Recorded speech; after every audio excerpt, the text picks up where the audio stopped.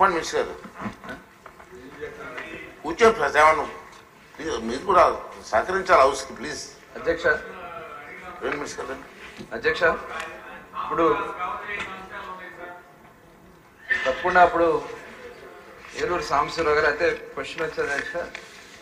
నక్కా ఆనందబాబు గారు, ముచ్చామల అశోక్ రెడ్డి గారు, ఏలూరు సాంబశివరావు గారు, తెనాలి శ్రావణ్ కుమార్ గారు ఈ క్వశ్చన్ అడిగారు అధ్యక్ష.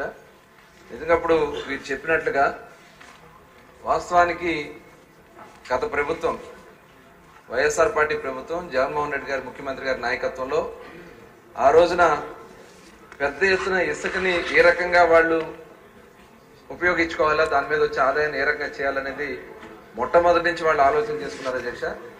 దానిలో భాగంగా దాదాపు 6 నెలల పైనే టోటల్ ఇసుకని అందుబాటులో లేకుండా చేయటం వల్ల చాలా మంది ఎవరైతే భవన నిర్మాణ కార్మికులు కానీ అనేక మంది దాని మీద ఆధారపడినటువంటి దాదాపు 30-40 యాక్టివిటీస్ చేస్తున్నారు, దాని మీద ఆధారపడ్డారు అధ్యక్ష. వాళ్ళందరూ కూడా పని లేక రోడ్డున పడిపోయి తినటానికి కూడా తిండి లేక అప్పులు పాలైపోయి దాదాపు 20 లక్షల మంది పైన దీని మీద నష్టపోయారు అధ్యక్ష. దాదాపు 130 మంది ఆత్మహత్యలు చేస్తున్నారు అధ్యక్ష. ఇది చాలా దుర్మార్గమైనటువంటి కార్యక్రమం ఆ రోజున జరిగింది అధ్యక్ష. తర్వాత వాళ్ళు ఏం చేశారు, దీన్ని ఏ రకంగా చేసుకోవచ్చు అనే ఉద్దేశంతో ఒక జేపీ వెంచర్స్ అనే సంస్థని క్రియేట్ చేసుకుని దాని ద్వారా ఇసుకను విక్రయాలు చేయాలని రాష్ట్ర వ్యాప్తంగా ఒక కార్యక్రమాన్ని తీసుకోవడం జరిగింది అధ్యక్ష. దానిలో భాగంగా 475 రూపాయలు రీచెస్ దగ్గర రేట్ పెట్టారు టన్నుకి. అదేవిధంగా బోట్మ్యాన్ సొసైటీస్ ఉంటుంది అధ్యక్ష, బోట్మ్యాన్ సొసైటీస్ ద్వారా 625 రూపాయల చొప్పున రేట్ పెట్టుకుని టన్నుకి ట్రాన్స్పోర్ట్ ఇవన్నీ కూడా వాళ్లే వెహికల్స్ పెట్టుకుని దీంట్లో పెద్ద ఎత్తున కార్యక్రమాలు చేయడం జరిగింది అధ్యక్ష. దాదాపు ఇది వాళ్ళు పెట్టుకున్నటువంటి 2 సంవత్సరాలు అగ్రిమెంట్ చేసుకున్నారు అధ్యక్ష జేపీ వెంచర్స్ వాళ్ళు. దాంట్లో గతంలో చేసినటువంటి ఎంతైతే జరిగిందో 2 కోట్లు సుమారుగా రిక్వైర్మెంట్ ఉంటుంది అధ్యక్ష. వాళ్ళ ఎస్టిమేషన్ వేసుకుంది. దాని ప్రకారం వాళ్ళు ప్రభుత్వానికి ఈ 3 ప్యాకేజీల నిమిత్తం 1528 కోట్ల రూపాయలు వాడు ప్రభుత్వానికి పే చేయాలి అధ్యక్ష.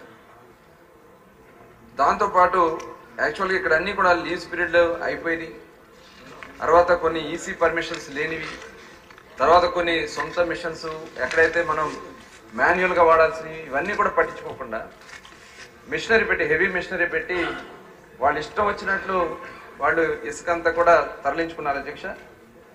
వాళ్ళు పీరియడ్ అయిపోయిన తర్వాత యాక్చువల్గా ఇది మే 23తో పీరియడ్ అయిపోయింది అధ్యక్ష వాళ్ళకి ఇచ్చినటువంటి అగ్రిమెంట్ ప్రకారం.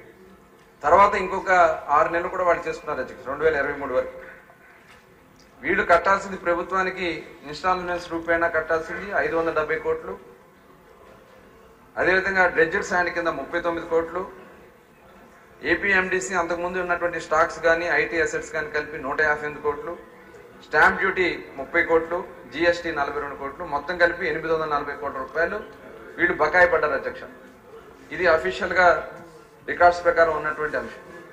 కానీ ఆనాడు ఉన్నటువంటి ఎండిగా ఉన్నటువంటి వెంకటరెడ్డి గారు వాళ్ళకి ఎన్ఓసి ఇచ్చేస్తారు అధ్యక్ష. ఎటువంటి జ్యూస్ లేదని నో జ్యూస్ సర్టిఫికేట్ ఇచ్చేస్తారు అధ్యక్ష. దీని మీద తప్పకుండా దీని మీద కూడా విచారణ చేస్తాం. తర్వాత ఇదైన తర్వాత మళ్ళీ కొత్త టెండర్లు పిలిచారు అధ్యక్ష. ఆ కొత్త టెండర్ల ప్రకారం అనుపమ, ప్రతిమ అనే కంపెనీ, జీసీకేసీ అనే 2 కంపెనీలు అధ్యక్ష. వాళ్ళు కూడా ఫస్ట్ ప్యాకేజ్ కింద 533 కోట్లు, రెండో ప్యాకేజ్లో 692 కోట్లు, మూడో ప్యాకేజీలో 306 కోట్లు, అంటే 1531 కోట్లు కట్టాల్సింది వాళ్ళ ఎన్ని కూడా కట్టకుండా లీజ్ పీరియడ్ కూడా అయిపోయిన తర్వాత 228 కోట్లు మాత్రం ఇప్పుడు బకాయి పడ్డారు అధ్యక్ష. వాళ్ళు ఇన్స్టాల్మెంట్స్ రూపాయలు కానీ స్టాంప్ డ్యూటీ మీద కానీ 228 కోట్ల రూపాయలు ఇవాళ వాళ్ళు బాకీ పడటం జరిగింది. వీళ్ళు చేసినటువంటి వీటి వల్ల అనేక కేసులు కూడా పడి అనేక వాళ్ళ మీద ఫైన్స్ కూడా వేయడం జరిగింది అధ్యక్ష. దాని మీద కూడా ఇప్పుడు సమగ్రంగా సుప్రీంకోర్టులో కూడా కొన్ని కేసులు నడుస్తున్నాయి. మనం కూడా దాని మీద కార్యక్రమాలు తీసుకోవడం జరుగుతుంది. దీనికోసం కొన్ని కమిటీలు కూడా ఏర్పాటు చేసుకోవడం జరిగింది. తర్వాత ఎంత వీళ్ళు చేశారనే దానికోసం ఇప్పుడు ఎన్ఆర్ఎస్సి అండ్ ఏపీ శాఖ ద్వారా శాటిలైట్ ఇమేజెస్ తెప్పించుకుని వీళ్ళు ఎంత చేశారు, ఎంత ఇది జరిగిందని అదంతా కూడా జరుగుతుంది అధ్యక్ష. త్వరలోనే అవన్నీ కూడా బయటికి తీసుకున్న తర్వాత వాళ్ళ మీద సమగ్రంగా దీని మీద విచారణ కూడా జరుగుతోంది.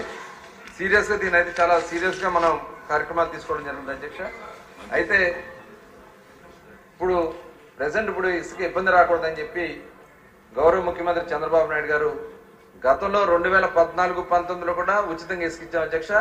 మళ్ళీ మన ప్రభుత్వం వచ్చిన వెంటనే ఉచితంగా ఇసుకోవాలని చెప్పి ముఖ్యమంత్రి గారు నిర్ణయించుకుని మొన్న జూలై 8వ తారీఖు నుంచి ఉచితంగా ఇసుకిస్తున్నాం అధ్యక్ష. ఇది ఇప్పుడు ఎందుకంటే ఇప్పుడు అవైలబిలిటీ కూడా మనకి మాన్సూన్ సీజన్ వచ్చింది. మాన్సూన్లో ఏంటంటే ఎన్జిటి దీని ప్రకారం రీచెస్లో శాండ్ ఇప్పుడు తీయకూడదు అధ్యక్ష. మన స్టాక్ పాయింట్స్ ఉన్నాయి. స్టాక్ పాయింట్స్ వచ్చి ఇప్పుడు స్టాక్ యార్డ్స్లో 82 స్టాక్ యార్డ్స్ని ఏర్పాటు చేశాం. అక్కడి నుంచి 43 లక్షల శాండ్ అవైలబిలిటీ చేశాం. ఈ 3 నెలలకి మనకి కావాల్సిన సుమారుగా 1 కోటి టన్నులు మన రిక్వైర్మెంట్ ఉంటుంది అధ్యక్ష. ఆ 1 కోటి టన్నుల నిమిత్తం 43 లక్షలు ఏదైతే ఇప్పుడు స్టాక్ పాయింట్స్లో ఉన్నటువంటి అవైలబిలిటీ కాకుండా మనకి డీసిల్టేషన్ ద్వారా ఒక 70 లక్షల టన్నులు తీయాలని మనం పెట్టుకోవడం జరిగింది అధ్యక్ష. ఇది 1 కోటి టన్నులు మనం రెడీగా చేసుకున్నాం. అక్టోబర్ నుంచి అయితే పూర్తిగా అన్ని రీచెస్ తీస్తాం. ఇక్కడ కొద్దిగా ట్రాన్స్పోర్టేషన్స్లో కొన్ని ఇబ్బందులు ఉన్నాయి. దాన్ని కూడా ఎప్పటికప్పుడు పర్యవేక్షణ చేసుకుంటాం. ఖచ్చితంగా మన ఏం ఏంటంటే ఎవరు వచ్చినా సరే అక్కడ వాళ్ళు ఉచితంగా ఇసుక తీసుకెళ్ళడానికి గౌరవ ముఖ్యమంత్రి గారి ఆదేశాల ప్రకారం అన్ని కూడా ఏర్పాట్లు చేస్తున్నాం అధ్యక్ష.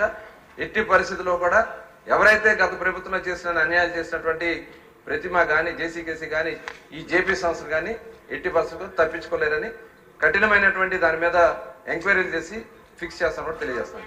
మంత్రి గారు ఇప్పుడు సభ్యులు మాట్లాడింది ఆరోపణలు కాదు, వాస్తవాలు.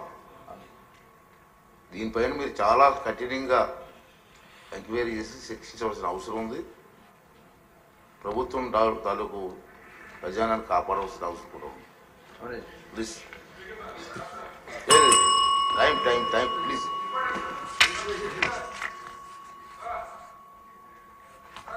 ఒక విషయం అండి,